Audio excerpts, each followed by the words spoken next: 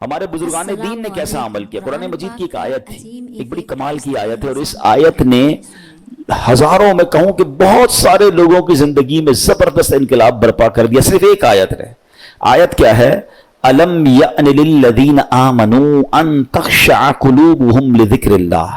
27واں پارہ ہے, سورہ حدید ہے, آیت نمبر 16 ہے. اس ایک آیت میں اتنا گہرا میسج ہے. اس کی میننگ کیا ہے؟ معنی یہ ہے کیا وقت نہیں آیا ان لوگوں کے لیے جو ایمان لائے کہ جھک جائیں ان کے دل اللہ کی یاد کے لیے. یعنی جھنجھوڑا گیا ہے کہ بھی وقت نہیں آیا کہ توبہ کرو اور اللہ کی طرف جھک جاؤ. اب دیکھیں جس کے دل پہ اثر ہونا ہوتا ہے کیسا ہوتا ہے, جو پاکیزہ دل اللہ پاک جن کے دلوں پر قرآن کا اثر ڈالتا ہے کیسا ہوتا ہے کہ حضرت فضیل بن عیاض رحمت اللہ تعالی علیہ, یہ بہت بڑے اللہ کے ولی گزرے ہیں, مگر شاید بہت کم لوگوں کو پتا ہوگا کہ توبہ سے پہلے یہ بہت بڑے ڈاکو تھے, اور اتنے خطرناک ڈاکو تھے کہ محلے والے, علاقے والے, شہر والے ان سے ڈرا کرتے تھے. آپ نے قرآن مجید کی ایک آیت پر عمل کیا. ہوا کیا کہ ایک بار آپ قافلے کے ساتھ کہیں جا رہے تھے, قافلے میں ایک شخص جو تھا تلاوت قرآن کر رہا تھا, اور اس نے یہ آیت پڑھ دی. آیت کیا ہے؟ الم یأن للذین آمنوا ان تخشع قلوبہم لذکر اللہ. کیا وقت نہیں آیا ان لوگوں کے لیے جو ایمان لائے کہ جھک جائیں ان کے دل اللہ کی یاد کے لیے. اب جب یہ آیت آپ نے سنی نا, حضرت فضیل بن عیاض کے دل پر ایسا اثر ہوا, اتنا روئے, اور کہتے ہیں یا اللہ وہ وقت آ گیا ہے کہ ہم تیری راہ میں چل پڑیں. آپ رحمت اللہ تعالی زاروں کے تار رونے لگے, اس کے تقاضے پورے کیے, لوگوں کا لوٹا مال واپس کیا, اور اپنے سارے جو ڈاکوؤں کا گروپ تھا کہہ دیا کہ میں نے توبہ کر لی ہے, اب میں اللہ کی نافرمانی نہیں کروں گا. ڈاکوؤں کے قافلے والوں نے کہا کہ سردار اب ڈکیتی میں بھی ہمارے سردار تھے, اب توبہ کر لی تو اس میں بھی آپ ہمارے سردار ہیں. پورے قافلے نے توبہ کی, اللہ کی یاد میں لگ گئے, علم دین سیکھا, عبادت و ریاضت میں مصروف ہوئے. اللہ اکبر. پھر اللہ نے آپ کو ولایت کا ایسا مقام عطا کیا کہ ایک مرتبہ مینا میں ایک پہاڑ پر موجود تھے.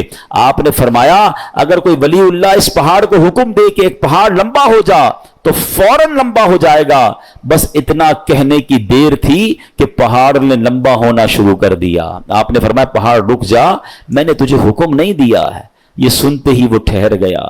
تو اللہ والے جو ہوتے ہیں, اب یہاں جو اصل ہمیں بات سیکھنی ہے کہ توبہ کرنے سے اللہ کیسا مرتبہ عطا فرماتا ہے. ڈاکو ہو اللہ اسے اپنا ولی بنا لیتا ہے. بس سچے دل سے توبہ کرنا ہے اور قرآن کے نور کو دل میں داخل کرنا ہے. ایسی بہت ساری قرآن میں آیتیں ہیں, اگر بندہ دل سے پڑھے تو وہ ڈائریکٹ دل پر اثر کرتی ہیں, امپیکٹ کریٹ کرتی ہیں. آپ قرآن کا امپیکٹ دیکھیں نا, کبھی کبھی ایسا ہوتا ہے بہت اچھا قاری تلاوت کرنے والا ہو یا امام صاحب بڑی اچھی تلاوت کر رہے ہوں, ہمیں سمجھ نہیں آتا مگر آنکھوں سے آنسو جاری ہو جاتے ہیں, دل پر ایک کیفیت طاری ہو جاتی ہے. کیسے؟ بات تو سمجھ نہیں آ رہی ہے. یہ وہ قرآن کا نور ہے, یہ وہ قرآن کی برکت ہے جو آپ اپنے دل میں محسوس کرتے ہیں. اللہ کرے کہ میں اور آپ سمجھ کر قرآن پڑھنے والے بنیں اور قرآن کی برکتیں حاصل کریں. صحابہ کرام کس طرح عمل کرتے تھے؟ قرآن کی آیت پڑھتے تھے اور نیکی پر عمل کر لیتے تھے. بخاری شریف کی ایک حدیث ہے, حضرت ابو طلحہ انصاری رضی اللہ تعالیٰ بڑے مالدار صحابی تھے. یعنی اپنے مال میں بے روحا, یہ بڑا پیارا ایک آپ کا کنواں تھا, باغ بھی تھا, وہ باغ بڑا پسند تھا آپ کو, تو بے روحا نامی باغ انہیں بڑا پسند تھا. تو قرآن کی آیت نازل ہوئی, لن تنالوا البر حتى تنفقوا مما تحبون. یہ چوتھے پارے کی پہلی آیت ہے. اب دیکھیں اس ایک آیت میں میسج کتنا ہے. 6600 سے زیادہ آیتوں میں کیا کیا خزانے ہوں گے. میں نے آپ کو ابھی ایک آیت سنائی جس نے حضرت فضیل بن عیاض کو بدل دیا. ابھی ایک آیت سنائیے, چوتھے پارے کی پہلی آیت. ترجمہ کیا ہے اس کا؟ تم ہرگز بھلائی کو نہیں پا سکو گے جب تک راہ خدا میں اپنی پیاری چیز خرچ نہ کرو. کیا شاندار میسج ہے. اگر بھلائی چاہیے تو اللہ کی راہ میں بیسٹ خرچ کرنا ہے, گھٹیا نہیں. اچھا انہوں نے پڑھی یہ آیت, ابھی نازل ہوئی, ابھی پڑھی, فوراً نبی پاک کی بارگاہ میں حاضر ہوئے, کہتے حضور بے روحا جو ہے نا باغ مجھے بڑا پسند ہے. اللہ نے فرمایا ہے بھلائی جب ملے گی جب بہترین چیز خرچ کرو گے. حضور میں اپنا یہ پورا باغ ہی راہ خدا میں خرچ کرتا ہوں, صدقہ کرتا ہوں. ادھر آیت پڑھی, ادھر عمل شروع. ہم نہ جانے کتنے بیان سنتے ہیں, کتنی آیتیں پڑھتے ہیں, کتنا قرآن پڑھتے ہیں, عمل کدھر ہے؟ تو یہ وہ لوگ تھے جو قرآن پڑھتے تھے اور فوراً اس پر عمل کرنا شروع کرتے تھے. پھر اللہ نے ان کو کیسا مرتبہ عطا فرمایا. اے میرے پیارے اسلامی بھائیوں، قرآن سے محبت کیجئے، قرآن سے دوستی کیجئے. حدیث پاک میں آتا ہے جس کا مضمون ہے وہ دل ویران ہے جس میں کچھ قرآن نہیں ہے. ہم چیک کریں ہمارے سینوں میں کتنا قرآن ہے.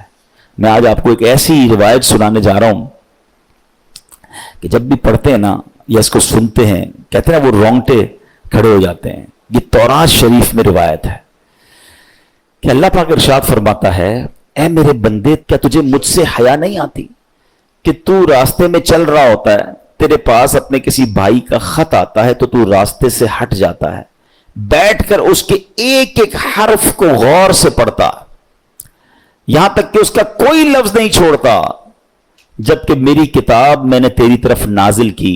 دیکھ اس میں تیرے لیے کتنی تفصیل ہے، میں نے کتنی بار تجھے سمجھایا تاکہ تو اس پہ غور کرے، پھر بھی تو اس سے منہ پھیرتا ہے. کیا میرا مرتبہ تیرے نزدیک تیرے بھائیوں سے بھی کم ہے؟ اب آج کے دور میں ذرا سمجھیے گا، ہم کہیں جائے بلکہ نماز پڑھ رہے ہو، ابھی مسجد میں ہمارے موبائل پر میسج آیا، میسج آنے کی ٹیون آئے، بیل بجے، واٹس ایپ آیا ہے، پتہ چل گیا ہے.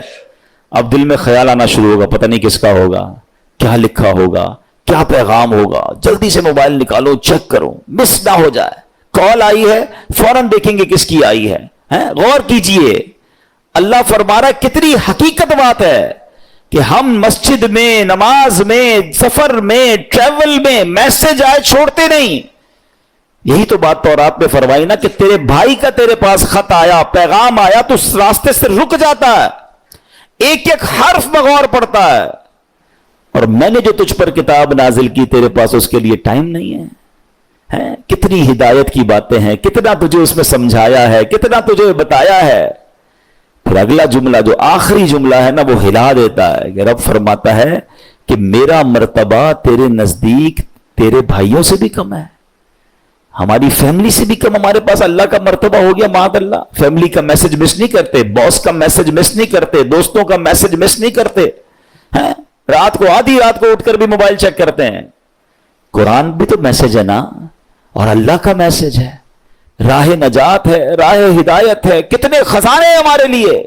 اچھا میں اور آپ واٹس ایپ پڑھیں، ہر واٹس ایپ پڑھنے کا تو ثواب نہیں نا، قرآن جتنا پڑھے ثواب ہے، ہر لفظ پر ثواب ہے.